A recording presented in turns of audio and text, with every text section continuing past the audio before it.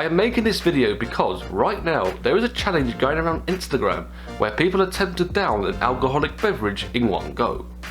More specifically, people are downing a pint of beer in one go without taking any breaks.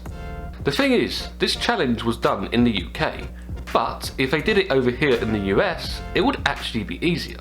But why? Well, that's because a pint over here in the United States is actually smaller than a pint in the United Kingdom. Let me explain. This is because the United Kingdom and the United States both use generally similar units of measurement, except when it comes to volume. You see, the United Kingdom uses the imperial pint as a unit of measurement, and 1 imperial pint is defined as 568.26125 millilitres. Whereas the United States uses a slightly different unit of measurement called US customary units. And the US pint is defined as being 473.176473 millilitres.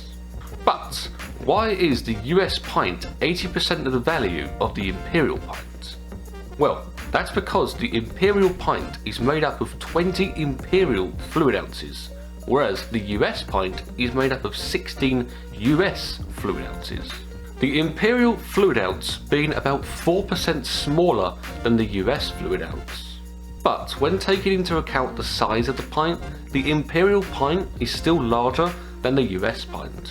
Interestingly enough though, the US customary unit system is sort of the original British units, because the imperial system was actually defined in 1824, almost half a century after the independence of the USA.